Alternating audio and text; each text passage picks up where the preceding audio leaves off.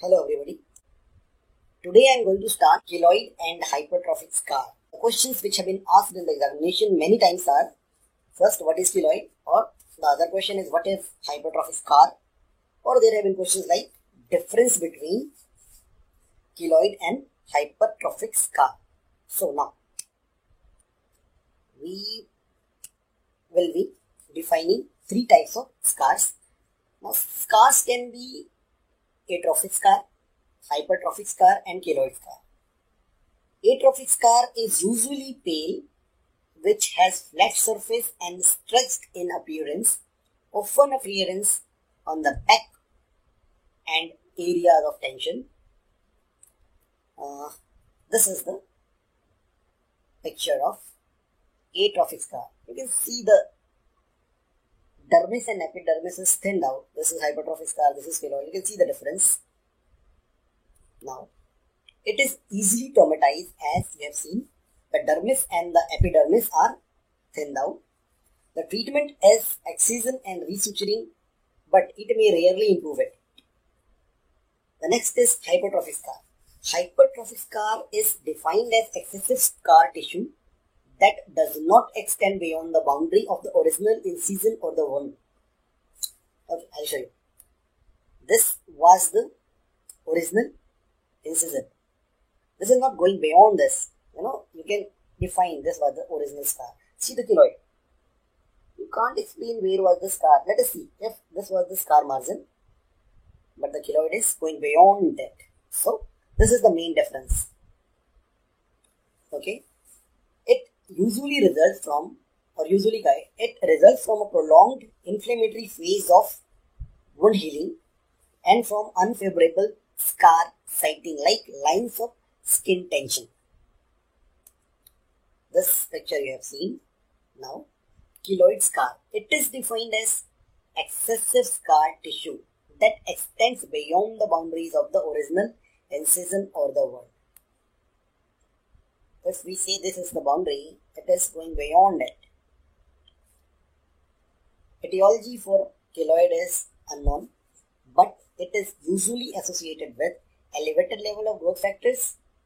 This I have highlighted. Deep pigmented skin. It is having inherited tendency, so it may be familial. And certain areas of the body, like a triangle whose points are episternum and each shoulder tip. It's a triangle. यहाँ पे बहुत common होता है. Now, on histology, we see in both of them is excess collagen with hypervascularity, but it is more marked in keloids, which has more type 3 collagen. Treatment of both hypertrophic and scar and keloid are difficult. Hypertrophic scar improves spontaneously, chances are there with time, whereas keloid usually do not heal or improve. Treatment of hypertrophic scar and keloid. There are so many modalities, but nothing is very successful. Recurrence बहुत होता है.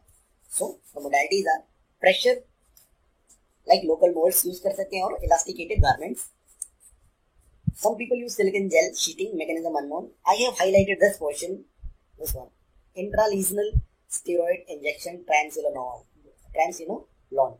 Why? Because in our hospital, this is the common thing which is performed. We put the steroid intralesionally and we give at 2 or 3 week interval and it improves. Not completely, but there are high rates of improvement.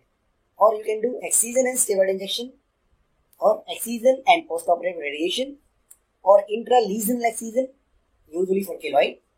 Laser can be used to reduce redness. Vitamin A or palm oil massage, this role is unproven. The main important point is all excisions have high rates of recurrence. Now the main question which is asked most frequently, or even in your Viva exams, is what is difference between hypertrophic scar and keloid? The most important difference is hypertrophic scar remains confined to the original wound, but keloid extend beyond the original wound. Hypertrophic scar regress with time, most of the times, but keloid usually grow for years. Hypertrophic scar have few thick collagen. Keloid hair has more thick collagen. Hypertrophic scar arise in any location, commonly occur on extensor surface of joints, usually not on flexor surface. But keloid, which is seen commonly on sternal skin or on shoulders, upper arms, earlobes, cheeks, these are the area where keloid is most often found. Hypertrophic scar is less associated with skin pigmentation, but keloid, as we have read, is more common in darker skin people. Hypertrophic scar is not familial, but keloid may be familial. Some book also write it is autosomal dominant. So this was the salient features or important points about hypertrophic scar and keloid. Thank you.